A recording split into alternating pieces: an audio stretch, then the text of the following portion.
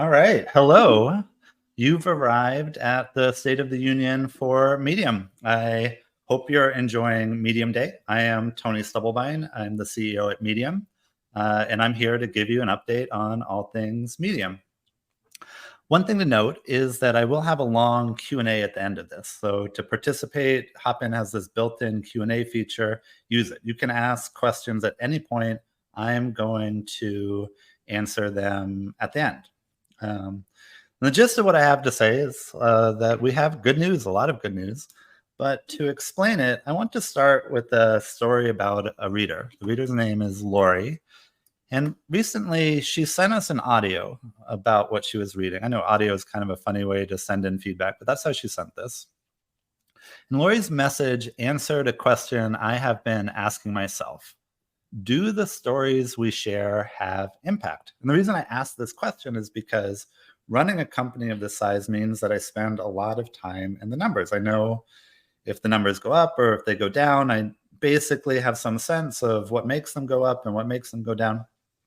I'm always just curious. I'm the type of person that wants to know the people behind the numbers. And I think that's because when I was an author, I used to feel like it was a trap to write in a way that thought too much about making the metrics move. You lose track of who your readers actually are. So the reason I think this, and the reason I think this is important, is because the bottom line for writing is that it's a product for a human to read. And yet we spend all of this time considering these non-human factors like virality and algorithms and SEO. It's just hard to keep track of the human on the other end.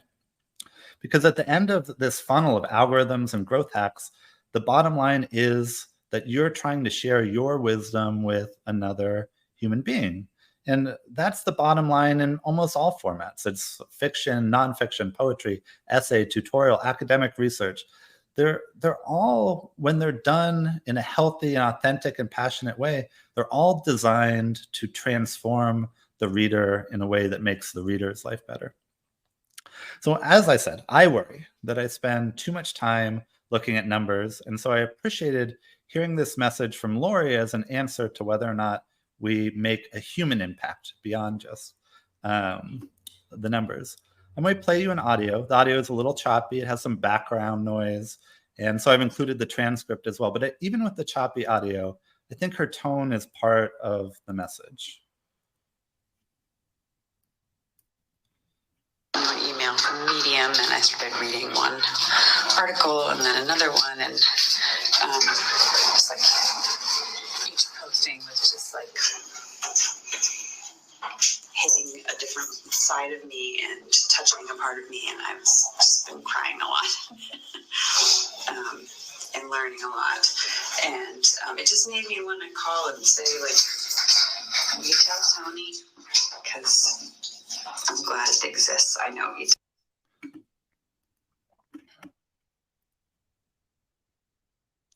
I have so many feelings when I heard that, and still even hearing it again.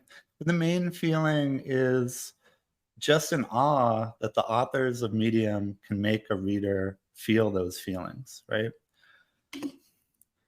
That's what we're here to celebrate. It's a birthday for us, for Medium. We're 11 years old, but Medium is a community, and the celebration is about the community. That's why we're doing this celebration in such a community-first way. There's never been anything like this event, and I say that as someone who used to work in events. And I think the thing that makes this event special is not me, not this keynote. It's almost as if I could have just blogged this. What makes it special is that there are more than 200 authors. There's actually 350 authors who showed up as part of 230 different sessions to try to tell their meaningful story in the world in a way that deepens other people's understanding of the world.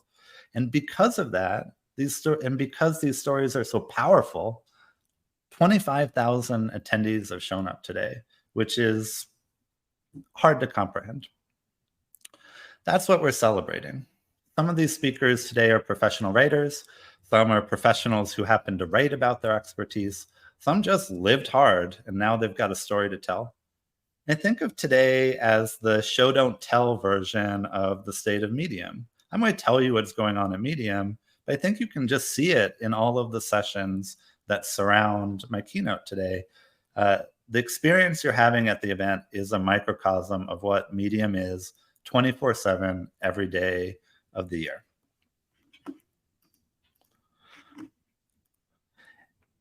And the reason it's that way comes back to a foundational idea behind why Medium exists. And that idea is that your stories have power, or at least they do have power when you're in a healthy community that encourages and rewards your writing with love and authenticity and passion.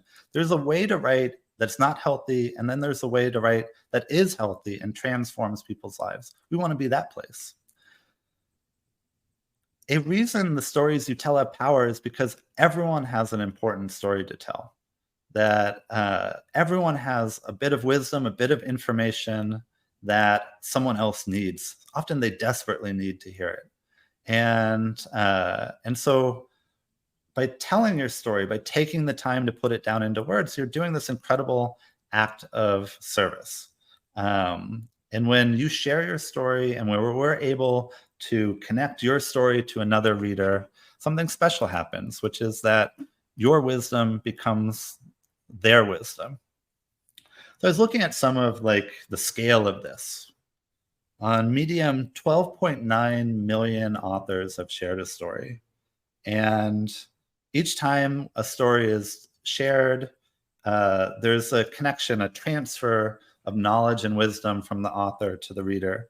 And that transfer of wisdom, it's happened 17 billion times in the life of Medium. And that's a contribution to human wisdom, which is not done by us as the people that build the software. It was done by the writing that you've done. It's a number that honestly just leaves me in awe of what we're doing here, and grateful that I get to be a part of it. Sometimes there's a fear of writing, and I want to address that fear a little bit because we're going to be talking about things that are scary, quality, for instance. And I think the fear comes from the fear that you're not good enough. And I track this back to, by far, the most divisive word I've ever said to the community here is the word expert. I said it one time when I first started working here, and I had people sending me notes for weeks saying that requiring expertise was gatekeeping, and then separately I had obvious, well-known experts telling me that they were positive that we wouldn't recognize them as experts. But no one seemed to hear the second half of what I'd said at that point, which is that by definition, every single person is an expert in their own life. The power of giving everyone a voice, which is what we do at Medium, is that we get to learn from every variation of expertise. We can hear from subject matter experts, from academics. We can hear from experts in their profession. We can hear from experts in a hobby. We can hear from experts in a singular experience. We hear from coaches. We hear from therapists. But I never discount the value of personal expertise. Your life, with all the challenges and quirks that feel so particular to you, those are where the most valuable lessons are. And so if we could live in a world where we all respect each other as fellow experts, then I think we can start to see where Medium wants to go and what we mean by writing with authenticity and love and passion. There's a lot of fake stuff everywhere else. We're trying to help encourage writers to share the real stuff, real wisdom, and help give readers an opportunity to receive it.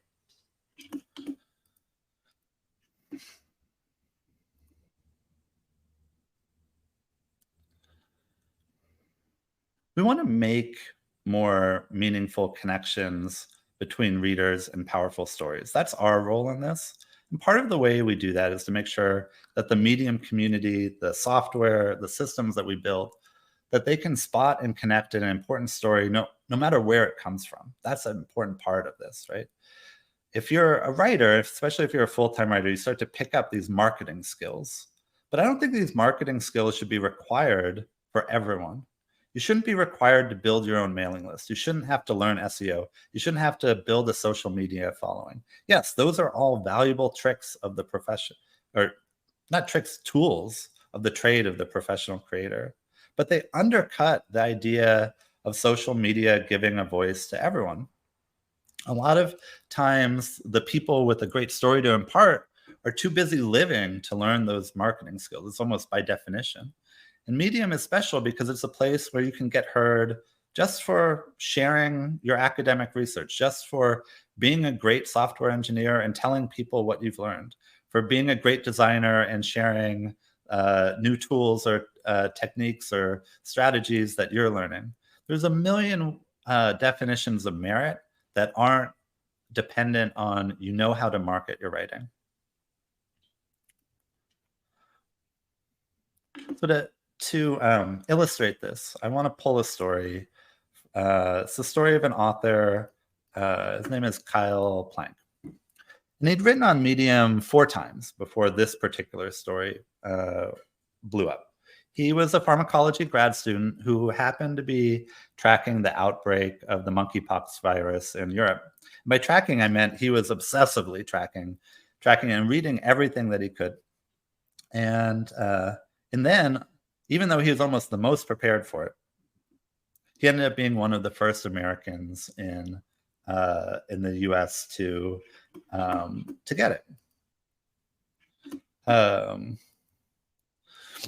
And so he did this thing that is what we're talking about. He wrote something with all of his passion, all of his knowledge. He put himself into it in a way that makes writing that's more powerful than you can see in the newspaper.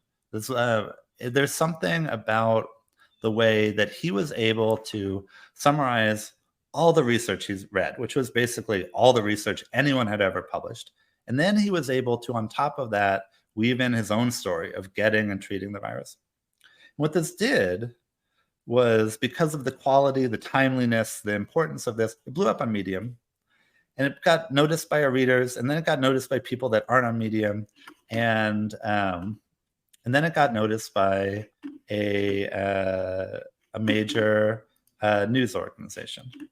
And so 2 weeks after writing this on Medium, Kyle found himself on TV helping raise awareness for this virus as it entered the U.S.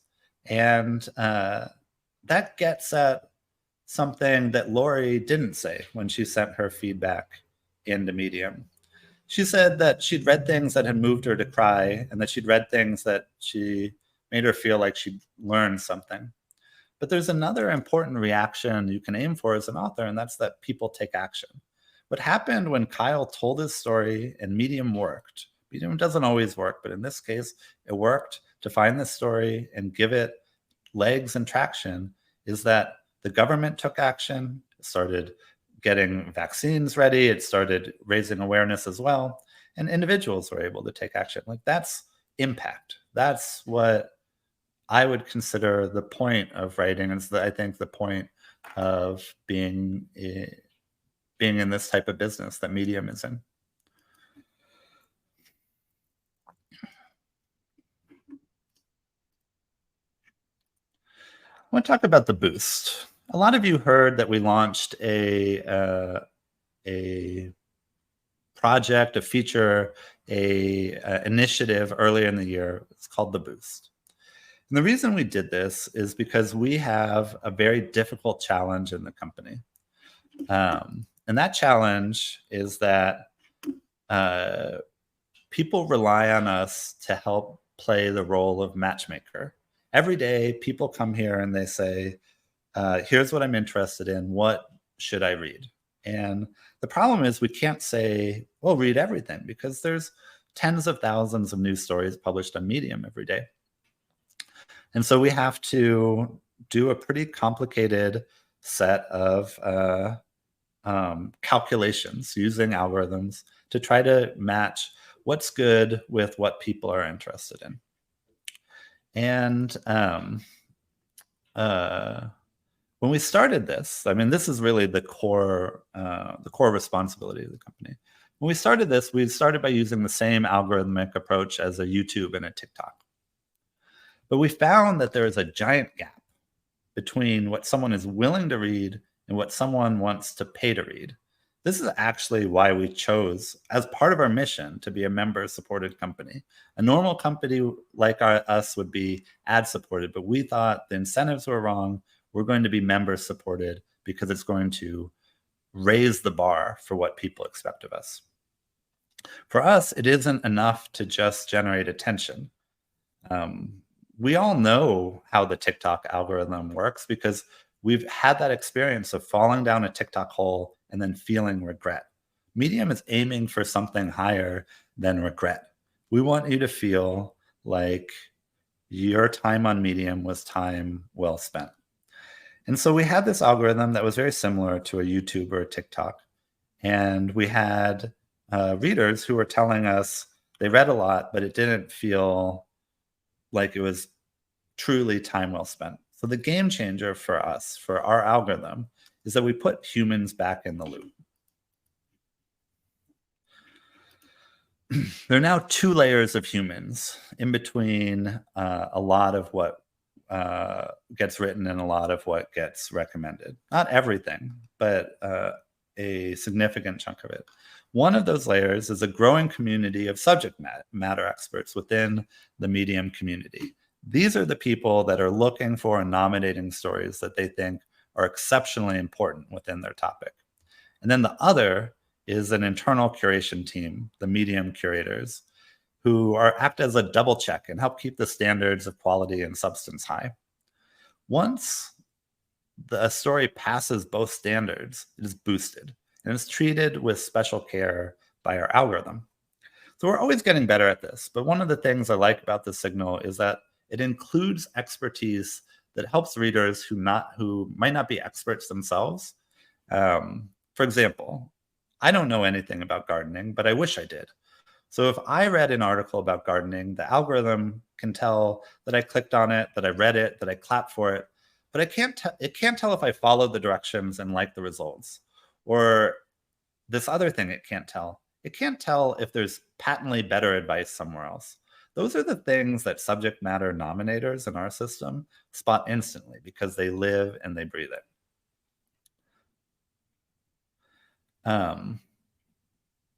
When it's done well, and that's the key, when this system is done well, having an expert help boost stories on that topic is a huge service.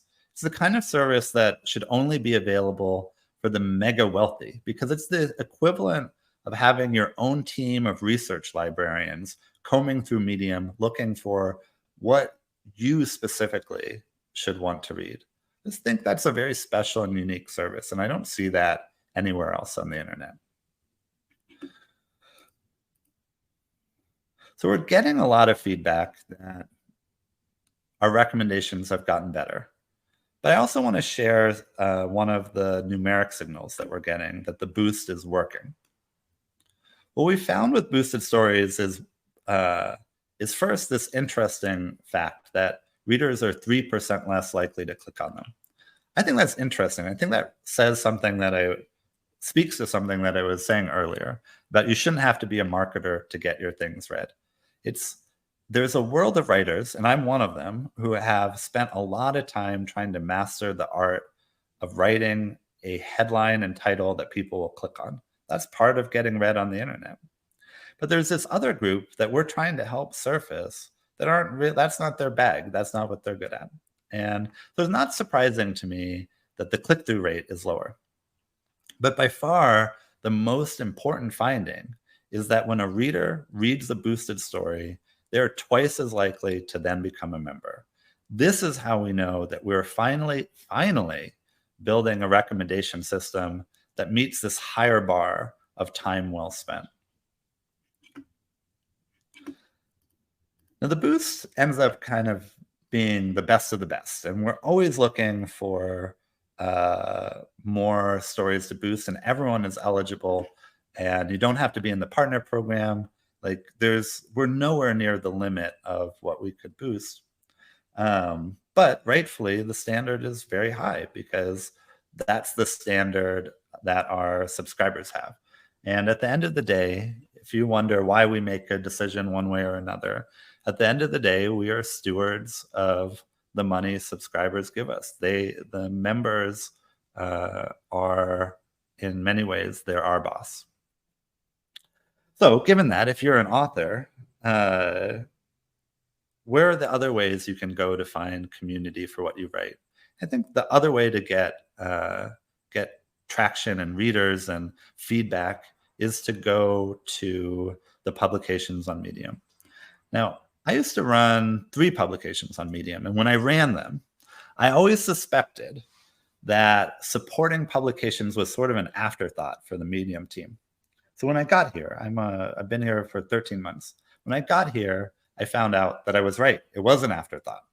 So if you run a publication and you've suspected for a long time that maybe Medium wasn't treating you or giving you the attention that you warranted, I can completely validate that. You were right, but now things are changing.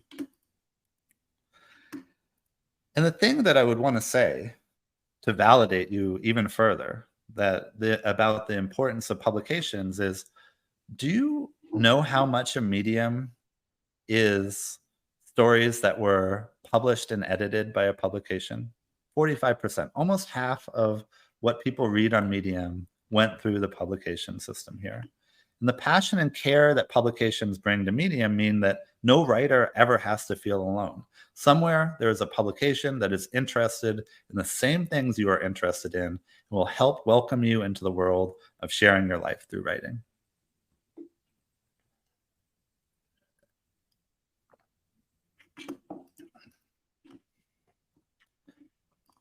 Because these publications have been overlooked, I mean, honestly, not given near the credit that they deserve, I just couldn't help but give publications a moment in the sun. The logos on the screen here are just the tip of the iceberg, and I don't even have time to name half of these, but trust me, there are so many great publications on Medium, and we should be grateful. While I have these on the screen, I just want to recognize a couple that I've run into that I talk to sometimes. I want to recognize Entrepreneur's Handbook, for one. The publisher of Entrepreneur's Handbook works for Hopin, which is the software that's running Medium Day. And he did a ton of help to get us set up. And that's the thing about community. You end up knowing people in ways outside of why you met in the first place. UX Collective, huge force in the design world. Writing Cooperative, it's one of the special things about Medium for writers is that there's a lot of publications like them that are just focused specifically on writing. I've long been a follower of Runner's Life, and they shocked me one day because out of the blue, this guy Amby Burfoot started writing for him. And I probably don't know who he is, but he had been the editor-in-chief of Runner's World. And I think there must have been something constraining about writing for a mainstream publication, because I feel like what he writes for Runner's Life, what he writes for Medium, is Amby unlocked. This is what he actually thinks and what he actually cares about. And so it feels like a huge honor and a huge validation of publications that someone of his status would show up and choose and embrace one. Also on here, I saw an amazing special report on extreme heat from Wise and Well. There are a lot of doctors and physical therapists who write here, and there's that kind of professional expertise on those topics ends up being special. So again, these publications are just the tip of the iceberg. This is such a big part of what makes Medium.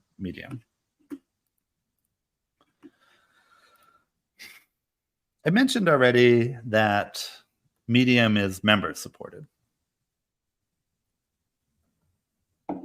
This is intentional, and it's core to our mission. We want the story to be primary, and we have observed over a long time being involved in media companies on the internet that when you're ad supported, you quickly go down a dark path where attention is primary and quality is secondary. So now, because of solutions like the Boost and publications, we're feeling more and more confident in our ability to play matchmaker between quality and the reader. And that has led to the story I want to tell you about something that happened within the company. One of the product leaders at Medium, that's the role that proposes most product changes, came here. One of the product leaders came to me. Her name is Brianna, and she had been talking to people at the company about why our reading experience had become so cluttered. It was actually a very minor amount of clutter. All it was a list of suggested reading in the sidebar.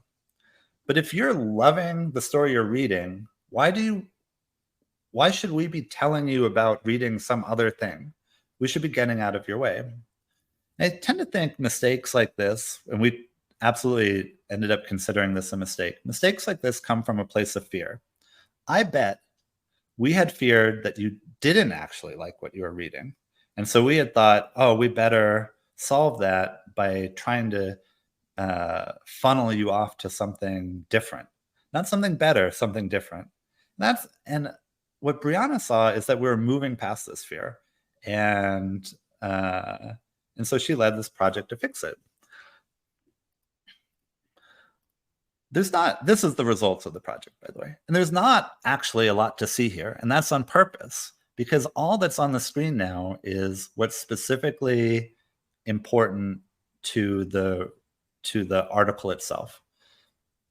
And a reason that I brought this up is because a reading experience that like this is special compared to the rest of the internet. It's special because it puts the story first, second, and third.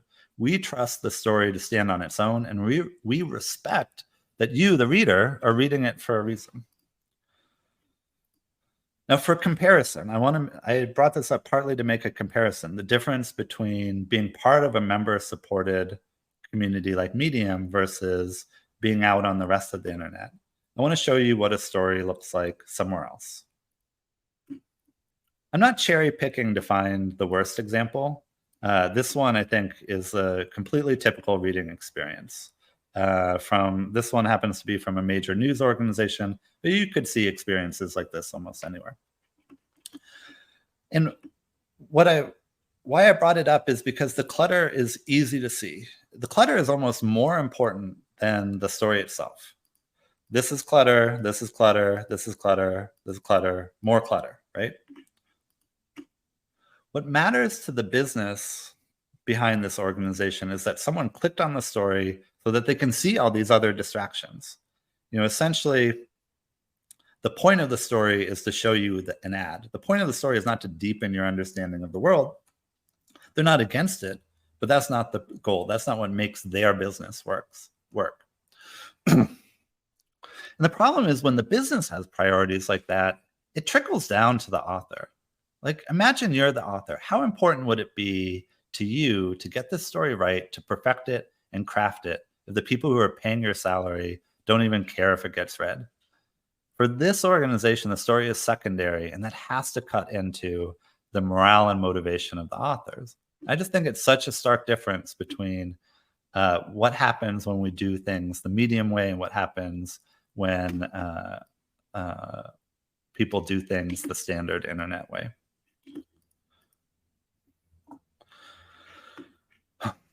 From the outside, Medium is sort of irrationally attached to doing some things different. Why does Medium have human curators when TikTok, YouTube, and Twitter just use an algorithm? Why does Medium have a membership instead of ads? In fact, authors often ask us, couldn't you make more money if you ran ads? Why do we focus on time well spent instead of attention? Why do we base credibility on the content of an individual story rather than the influence of the author? Why do we do profit shares with our authors? Well, the people who started this company, the people who started and ran this company, and now the people who currently run this company, we've been around and we've seen some things, real talk. And so we'd seen all that and we didn't like it. And so we wanted to see something different. And the main lesson that we took from the rest of the internet is this: attention is not merit. There are so many ways to get attention that do not deepen other people's understanding of the world or pass one person's wisdom to another. So the reason that we do things differently is because we want a different result. There needs to be a place for people to share their most thoughtful, passionate, curious, and kind voice. When we say we want to give everyone a voice, it's that. It's in a way that's different than what you've already seen on the internet.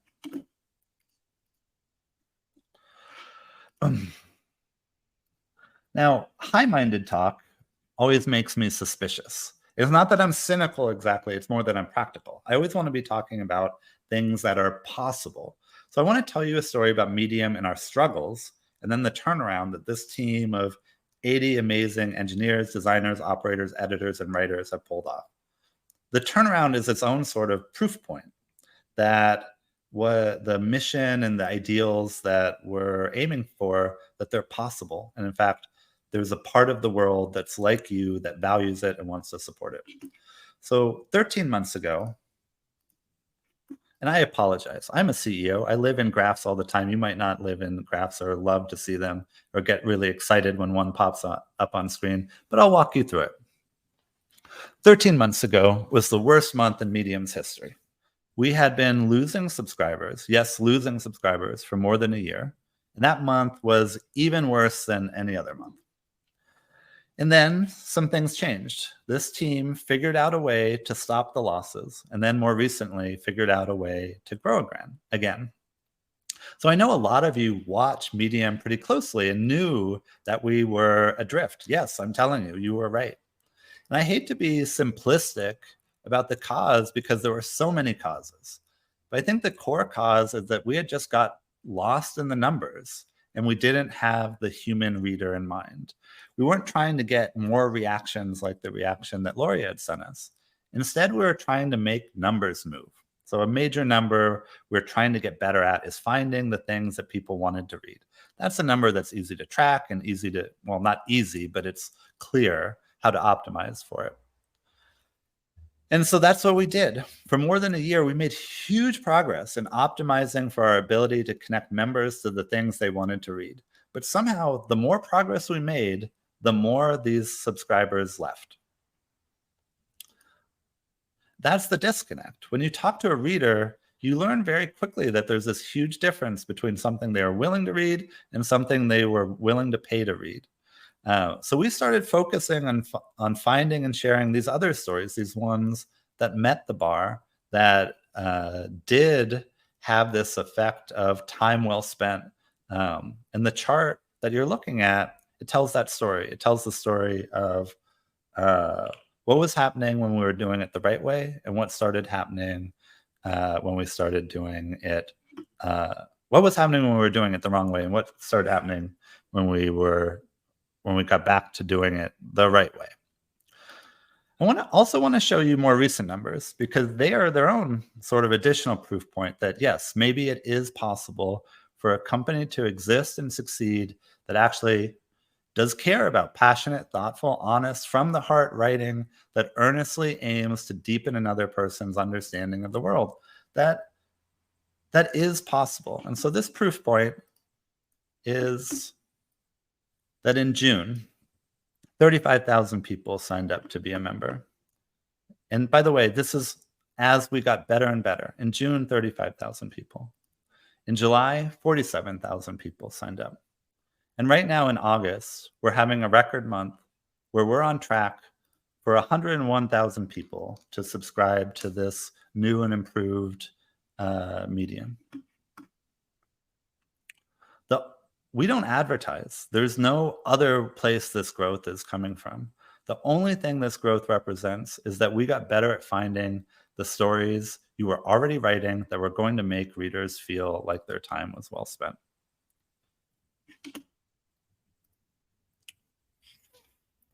All right. Everyone I talked to about the keynote ahead of time wanted to know what's coming, but I have a real resistance to vaporware, and so I don't love to demo things that aren't launched. But I do have some hints and confirmations about what's coming, and I'm going to speed it up and run through them.